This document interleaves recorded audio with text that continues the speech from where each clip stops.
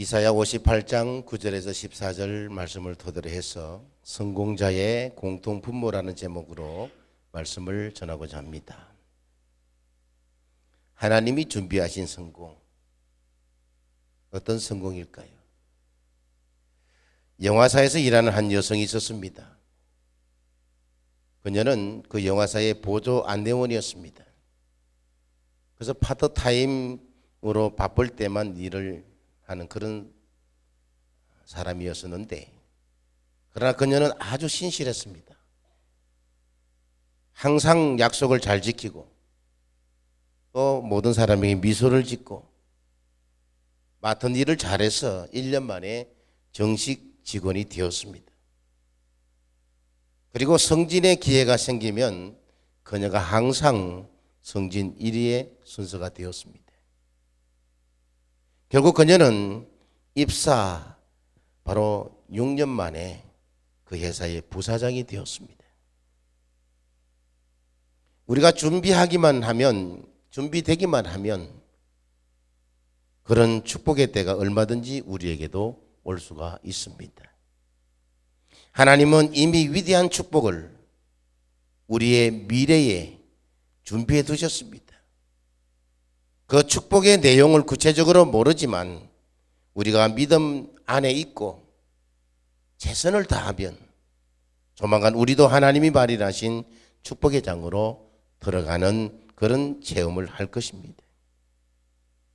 어떻게 해야 성공할 수 있을까요? 성공한 사람들에게는 어떤 공통분모가 있을까? 오늘 이 본문을 통해서 몇 가지를 살펴보면서 은혜 받기를 원하는 것입니다. 성공한 사람들의 공통분모가 무엇입니까? 살펴보니까 긍정적인 태도가였습니다. 긍정적인 태도. 9절 말씀을 보시게 되면 만일 내가 너희 중에서 멍에와 손가락질과 허망한 말을 제하여 버리고 그랬습니다. 복된 삶을 살려면 남에게 손가락질하고 남을 탓하면서 살지 말아야 된다는 것입니다. 성공적인 삶을 사는 사람들은 대개 긍정적인 태도를 가지고 있었다는 것입니다. 그래서 힘든 일이 있어도 또 꿈과 비전을 포기하지 않았습니다. 그런 끈기가 있는 사람이 성공하더라는 것입니다. 재능과 실력을 조금 부족해도 괜찮습니다. 그러나 끈기는 꼭 있어야 됩니다. 모든 것이 다 떨어지고 끊어져도 끈질기게 매달리면 축복의 때는 오지만 조금 문제가 생겼다고 툭 끊어지면 그 다음 단계에 축복은 없다는 것입니다. 자세히 보면 공부 잘하는 것도 머리 때문이 아니라 끈기 때문입니다. 또 성공에서도 머리보다는 끈기가 더 중요하다는 것입니다. 우리가 잘 아는 아이작 뉴턴은 이렇게 이야기했습니다. 자신의 성과가 자신의 재능 때문이 아니라 끈질긴 관심 때문이라 그랬습니다. 많은 실패를 했습니다. 그런데도 끈질기게 연구하고 실패를 거듭해서 나중에 성공하게 되더라는 것입니다. 여러분, 누가 성공합니까? 끈기 있는 사람입니다. 성공적인 사람은 예배도 끈기 있게 나옵니다. 한 주 나오고 그 다음에 쉬었다가 또 다음 주 나오는 것이 아니라 끈기 있게 나옵니다. 그처럼 좋은 일은 끊임없이 습관화시켜야 됩니다. 반짝 끓는 것과 반짝 잘하는 것은 누구도 할 수 있습니다.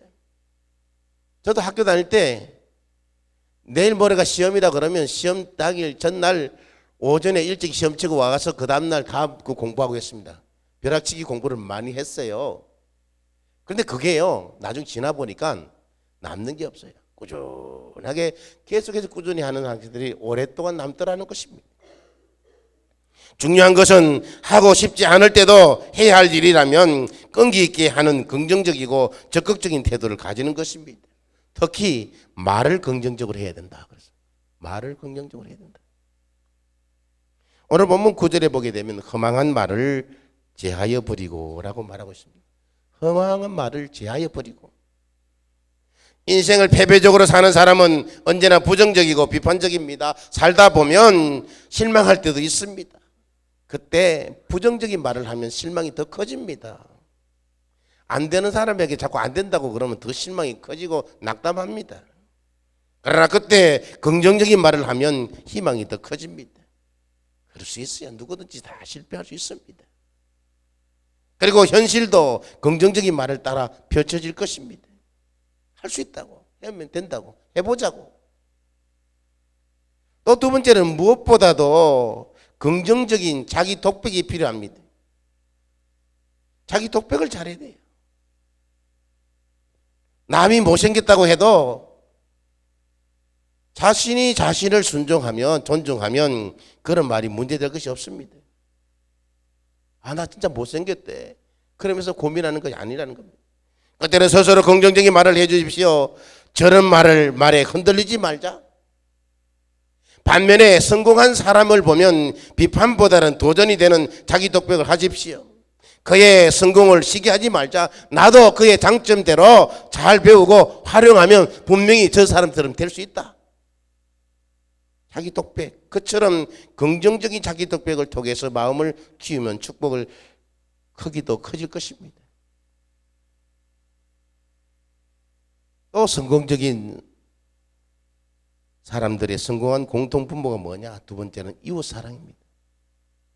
오늘 10절 11절의 말씀에 보시게 되면 줄인 자에게 내 심정을 통하며 괴로워하는 자의 심정을 만족하게 하면 내 빛이 흑암 중에서 떠올라 내 어둠이 낮과 같이 될 것이며 여호와가 너를 항상 인도하여 메마른 곳에서도 내 영혼을 만족하게 하며 내 뼈를 견고하게 하리니 너는 물된 동산 같겠고 물이 끊어지지 아니하는 샘 같을 것이라 그랬습니다.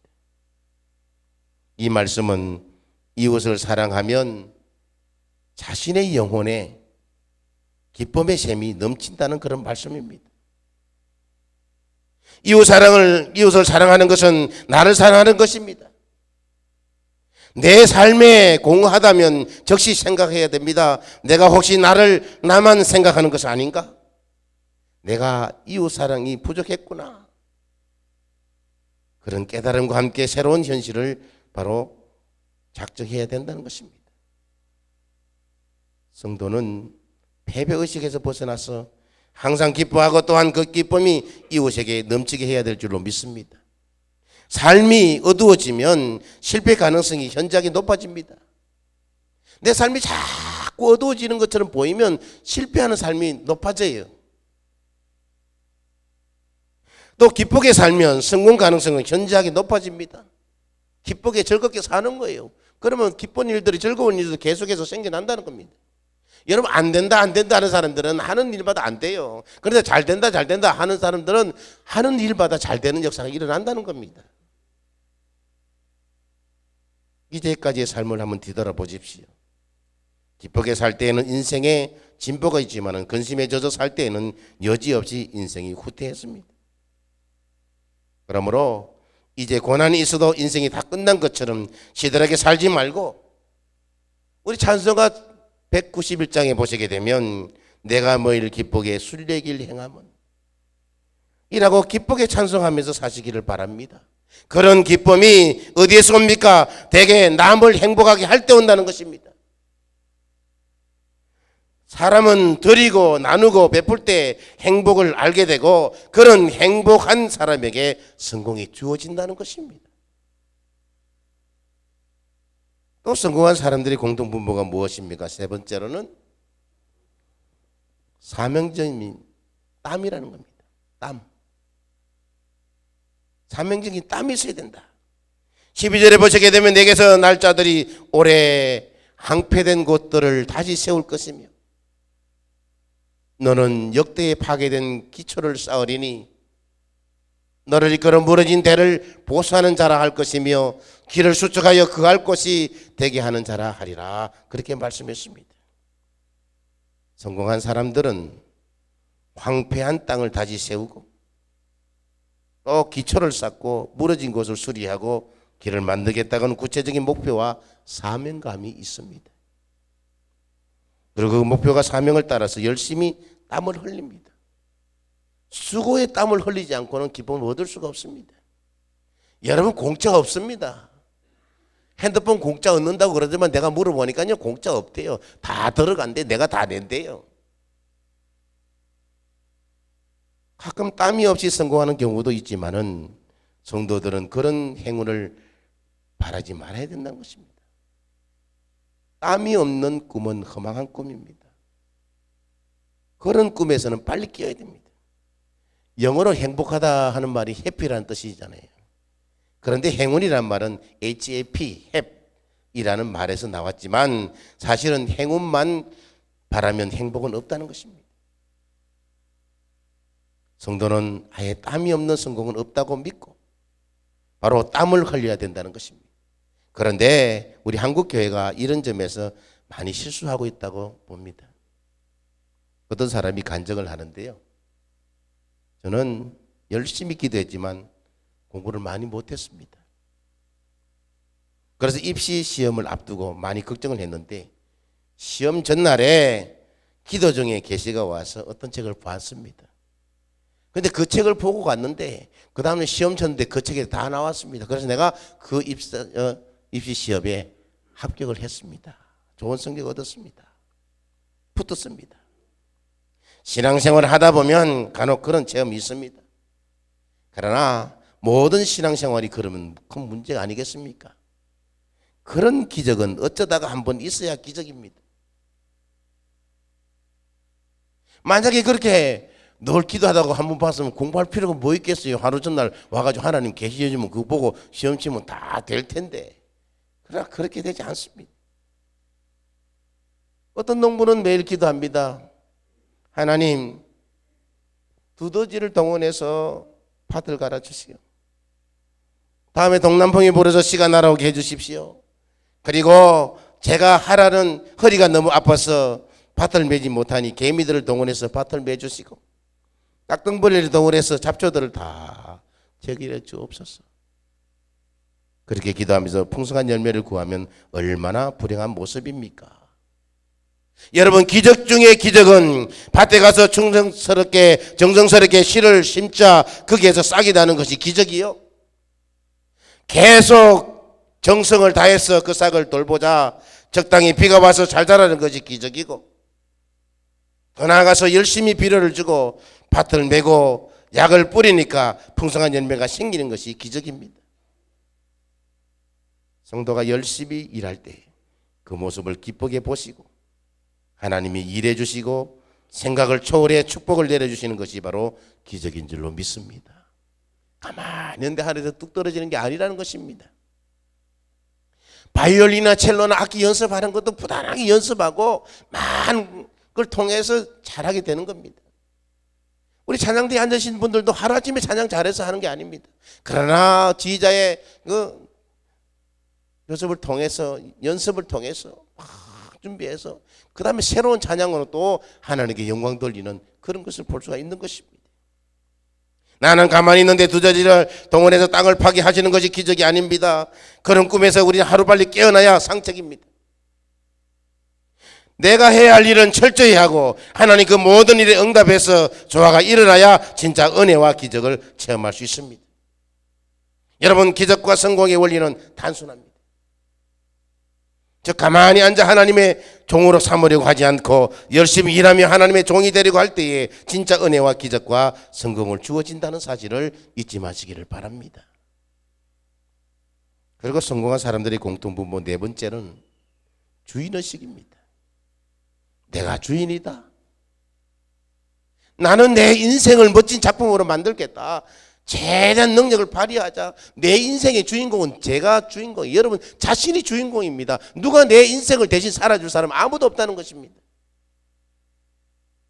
다른 것은 모방하고 모든 것을 다 할 수 있습니다. 그러나 하나님 앞에서 내가 최선을 다했을 때 좋은 결과가 따른다는 것입니다. 주인은 힘들어도 덜 힘들게 생각하고 피곤해도 덜 피곤하게 생각합니다. 원래 끌고 가는 사람은 피곤하지 않습니다. 그러나 끌려가는 사람은 피곤합니다. 그러므로 어디 가든지 앞서서 헌신하는 사람들이 되어야 될 줄 믿습니다. 직장에서도 어떤 모임이든지 간에요. 끌려가면 힘들어요. 여러분 등산하잖아요. 등산을 내가 한번 갔다 온 분들은 제일 앞서서 가서 따라오세요 하고 올라갑니다. 그 사람들은 올라가면 신나요. 피곤하지 않습니다. 힘들지 않습니다. 그런데 뒤에 따라가는 사람들은 뭐합니까? 언제쯤 되면 정상되나요? 지금 어디쯤까지 왔어요? 다 왔어요. 적게 왔어요. 힘들어요. 좀 쉬었다 가요. 그럽니다. 그러나 이끌어 나가는 사람은 그렇지 않습니다. 이제 가슴을 펴시고 소리치십시오. 내가 주인이다. 난 내 인생에 답을 만들어내게 되겠다. 제가 능력을 한번 발휘해보자. 그렇게 한번 소리 한번 쳐보십시오. 나도 저렇게 돼야지 하는데 몸을 바치는 일에 뛰어들지 않습니다. 말은 그렇게 하는데 반면에 성공하는 사람들은 구경꾼이 아니라 일꾼이라는 것입니다. 구경꾼이 아니라 일꾼이다. 그래서 저렇게 됐으면 좋겠다 하고 하면서 그 일에 뛰어들어서 기필고 성공을 만들어낸다는 것입니다.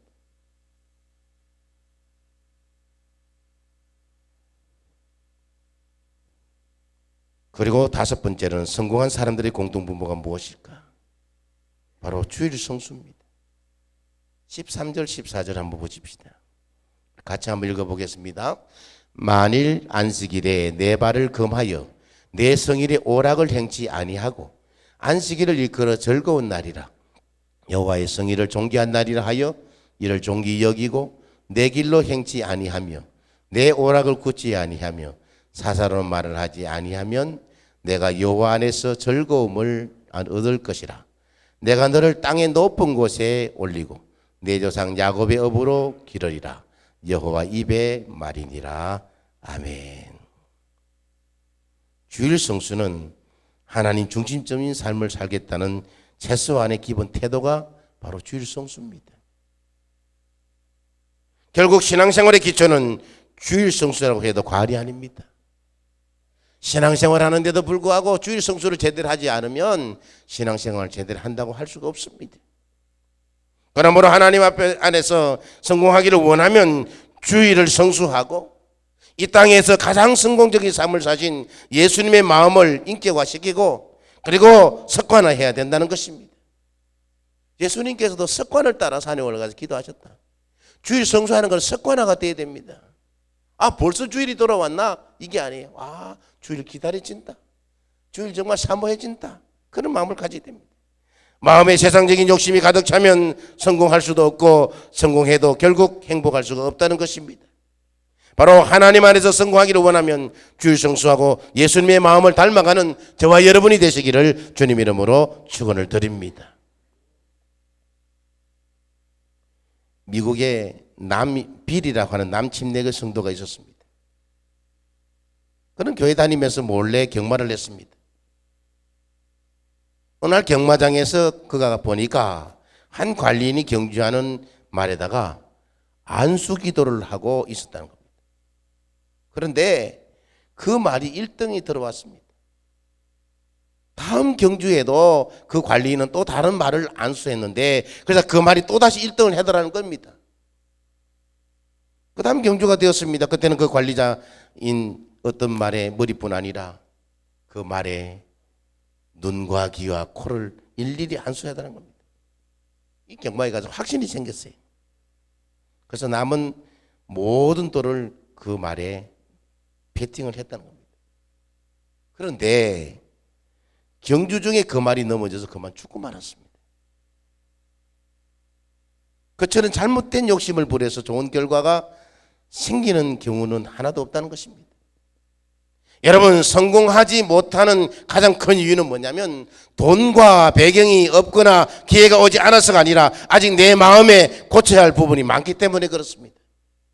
절대로 여러분 요행을 바라서는 안 돼요. 기복적인 신앙을 가지고 신앙생활을 하면 안 돼요. 그러나 우리 마음을 주님 중심적인 마음으로 변화시키면 오늘부터라도 새로운 변화의 역사가 나타날 줄로 믿습니다. 마지막 6번째로 성공한 사람들의 공동분모를 찾아보니까 변화된 삶이라는 것입니다. 마음은 그렇게 생각하고 있는데 그 변화된 삶을 옮겨지지 않으면 안 된다는 것입니다. 성공하려면 변화는 불가피합니다. 그런데 많은 사람들이 변화를 거부하고 편하게 익숙한 것을 추구하려고 합니다. 그래서 더 성장하지 못하고 우리 안에 있는 놀라운 가능성이 발휘되지 못하는 경우가 얼마든지 많은지 모릅니다. 조금 편안하면 그게 안주하려고 그럽니다. 하나님은 우리가 그냥 멈추어 서 있는 것을 원하지 않습니다. 그런데 익숙한 것이 우리의 가치를 떨어뜨리기 때문에 하나님 우리를 변화의 새로운 장으로 들어가도록 때로는 불편한 상황도 허락하신다는 것입니다. 여러분, 우리가 계획했던 것이 모두 성성상고 잘 되면 얼마나 좋겠습니까? 그러나 우리 계획했던 것이 안 될 때도 있다는 것입니다. 하나님은 신기하게 문도 여시지만은 신기하게 문을 닫으시는 분이십니다. 어떤 것도 우연한 일이나 우연한 법은 없습니다. 그처럼 문이 닫힐 때 변화를 도모하면 탁월한 삶이 펼쳐지지만은 변화를 거부하면 정체된 단조로운 삶을 벗어나지 못한다는 것입니다. 때로 우리는 변화를 요구할 때가 있습니다.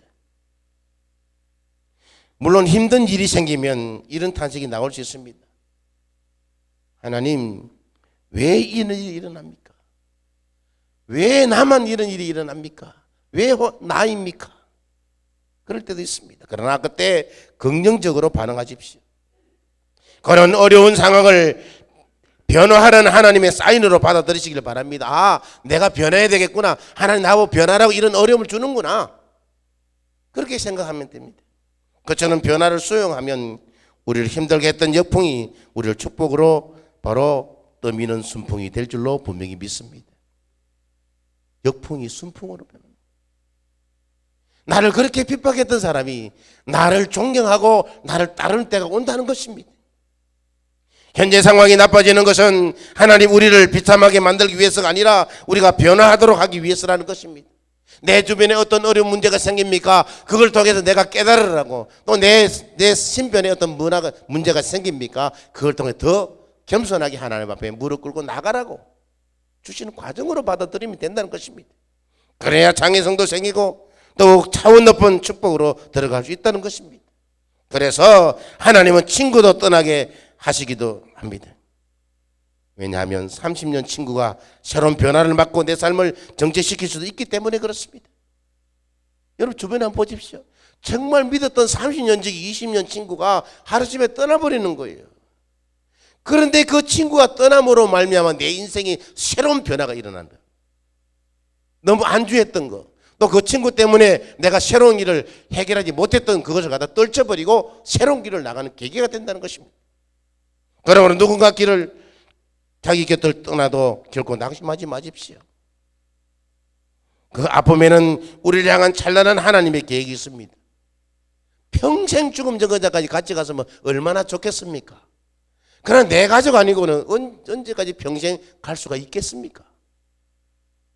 때로는 자기 지역에서 30년, 40년, 50년 세상 떠날 때까지 그곳에 있다가 사는 사람이 있습니다. 저도 시골에서 자라면서 이 집에는 내가 정말 우리 형님들이나 부모님들이 오랫동안 이 집에 있겠구나 그랬는데 그 집도 한 40년 사니까 이사 가더라고요. 언뜻 생각하면 그 떠난 사람들이 원수처럼 행동한 것 같지만 하나님의 시각으로 보면 그렇게 떠나주면서 변화를 도모할 수 있도록 호의를 베풀어 준 것입니다. 그러므로 만남과 이별로 인한 슬픔과 상처를 완전히 훅 불어버리시길 바랍니다. 그리고 다시 되돌아보시지 마시기를 바랍니다. 앞으로 전진하십시오. 그리고 찬란한 축복의 때를 향해서 나아가시기를 바랍니다. 그처럼 어떤 일이 생기면 그때가 변화의 때라고 생각하시길 바랍니다. 어떤 교회 목사님이 가는 곳마다 이렇게 역설합니다. 그때 몇 분의 성도님들만 남으시려는 새로운 축복의 가능성을 높여주시려는 하나님의 조치였습니다. 그 일이 없었으면 새롭게 출발할 수 없었기 때문입니다. 그 일이 고통스러운 일이었지만은 하나님은 그 일을 배후에서 그 모든 상황을 지휘하고 계셨고 보다 큰 그림을 그리셨습니다. 하나님 우리 교회의 실현과 변화를 통해 큰 일을 이루셨습니다. 그러면 가는 곳마다 그렇게 말씀하고 있더라고요. 저도 목회를 해보니까 그런 것 같아요. 때로 어려운 시절이 있었지만 어려운 시련이 있었지만 그걸 참고 나갔을 때 더 나은 계기를 마련해 주는 계기가 되는 것을 볼 수가 있습니다. 여러분 삶 속에서 새로운 변화를 추구하시기를 바랍니다. 하나님은 새로운 축복을 주시기 위해서 보금자리를 어지럽게 하시고 시련으로 떨어뜨리기도 합니다. 그러나 중요한 것은 그때 하나님이 안전한 날개로 우리를 받아주신다는 것입니다. 독수리가 자기 새끼들을 시험할 때는 와가지고 둥지에서 물고 나와서 저 높은 곳에 가서 자기 새끼를 떨어뜨린다는 거예요. 그럼 막 바둥바둥 막 살려고 막 애를 쓰고 있다가 땅에 떨어지기 입어지기는 탁 낚아채서 또 올라가서 계속해서 그렇게 훈련을 시킴으로 말미암아서 독수리의 더불어 새 중에 새가 된다는 것입니다. 제 친구가 하사관 학교에 가서 훈련 받는데 자기 형님이 중사로 근무하고 있었어요. 형이 면회 왔을 때 형, 나 이 하사관 학교에서 좀 내주고 일반 병으로 갔으면 좋겠어요. 이 몇 주 동안 훈련하는 이 길이 너무너무 힘들다는 거예요. 그래서 그걸 훈련을 안 받고 싶다는 거예요. 그런데 나중에 그 훈련 기간을 다 거치고 난 뒤에 보니까 이야, 이 훈련 기간 때문에 내가 이렇게 하사로서 중사로서 근무할 수 있는 좋은 계기가 됐구나, 그렇게 고백하는 친구를 봤습니다. 훈련 과정. 여러분 6.25 훈련이라는 건 군대 저도 6.25 훈련 가고 싶지 않았어요. 그런데 6.25 훈련 갔다 오니까요 얼마나 힘든지 몰라요. 가스실도 안 들어가고 싶은데 들어갔다 나오니까요 얼마나 힘든지 몰라. 들어갔다 나오니까 가스실이 어떤 경험인지를 내가 알게 됐더라고요. 아하, 밖이 이렇게 행복하고 좋은 곳이구나. 여러분 살다 보면 핍박도 받고 또 인간관계도 깨지고 어려운 일이 생깁니다. 그때 낙심하지 말고 새로운 변화를 시도하시기를 바랍니다. 하나님이 새로운 축복을 장을 열어주실 것입니다. 그때 옛날 것만 찾지 말고 옛날 친구나 옛날 상황에 너무 연연하지 마십시오. 물론 옛 친구들이 나쁜 친구들은 아니지만 시대가 달라지고 있음을 기억해야 됩니다. 우리는 최고의 존재로 태어났습니다. 그 존재의 목적을 향해 새롭게 출발해야 됩니다. 사도행전을 보시면 예루살렘 교회가 핍박 때문에 성도가 사방으로 흩어지면서 바로 선교의 지경이 넓어졌습니다. 그때 핍박이 없었더라면 넓어지지 않았을 것입니다. 그처럼 길이 닫힐 때는 마음을 열 때입니다. 하나님은 다른 문을 열지 않으시면서 또 한쪽 문을 결코 닫지 않으십니다. 시련이 있어도 믿음 안에 있으면 그 시련을 통해서 더 좋은 일, 더 감격스러운 일이 벌어질 것입니다. 하나님의 꿈은 우리 꿈보다 훨씬 큽니다. 문이 닫힌다면 새로운 문을 열어주시려고 하나님은 그렇게 하신 것입니다. 이제까지 삶을 한번 뒤돌아보십시오. 시련의 때는 힘들었지만 그 시련으로 새로운 축복의 장으로 들어갈 때가 얼마나 많습니까? 사람들은 문이 열리는 것을 좋아하지만 때로는 문이 닫히는 것이 더 좋을 때도 많습니다. 왜냐하면 문이 열리면 현재의 모습에서 만족하며 지낼 수 있기 때문입니다. 또한 하나님이 문을 닫으시는 이유는 옛날의 삶으로 돌아가지 못하도록 하기 위한 뜻이 또 있다는 사실입니다. 이스라엘 백성들이 출애굽했을 때 애국 군대가 뒤쫓아왔습니다. 그 시련은 무엇을 뜻합니까? 이제 애굽으로 돌아갈 수 없다는 뜻입니다. 돌아갈 문이 닫힌 것입니다. 하나님은 그런 의도로 문을 닫으시기도 한다는 것입니다. 그러므로 시련이 있을 때 새로운 친구를 사귀고 새로운 비전을 생각하고 새로운 곳을 찾으시기를 바랍니다. 그러면 이제까지 알지 못했던 그 재능과 달란트가 있음을 깨닫고 새로운 축복의 기회도 생길 줄로 믿습니다. 어느 사람이 가정에서 스쿠트란 그 개가 한 마리 있었는데 그만 사정이 여의치 않아가지고 저기 28에이커나 되는 이제 집에 있는 친구 집으로 그냥 그 개를 선물로 줬습니다. 개가 마음껏 뛰놀 수 있는 공간도 있었습니다. 정원도 있었습니다. 6개월 후에 그 개가 옛 주인의 집으로 어떻게 길을 알고 돌아왔습니다. 그리고 항상 있었던 바로 차고 안에 작은 개집으로 들어갔다는 것입니다. 그 28에이커의 넓은 농장을 놔두고 바로 차고 안에 작은 개집으로 들어온 것입니다. 지금도 그 스쿠터처럼 사는 사람들 많이 있습니다. 훨씬 좋은 곳이 있는데 과거로 돌아가려고 합니다. 너무 과거만 좋아하면 안 됩니다. 이제 변화를 도모해야 됩니다.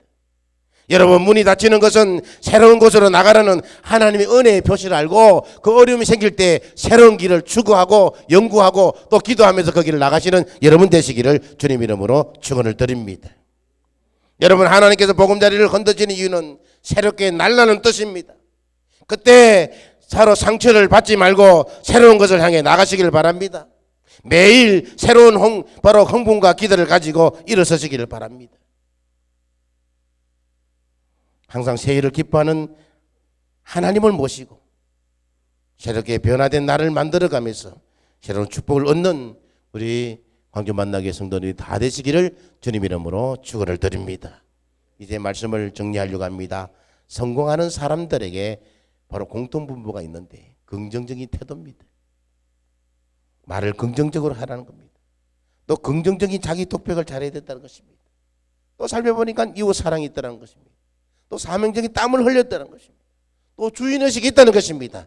또 주일 성소를 잘하는 사람들이었다는 것입니다. 또 변화된 삶이었다는 것입니다. 바로 새로운 변화를 추구하는 여러분 되시기를 주님 이름으로 축원을 드립니다.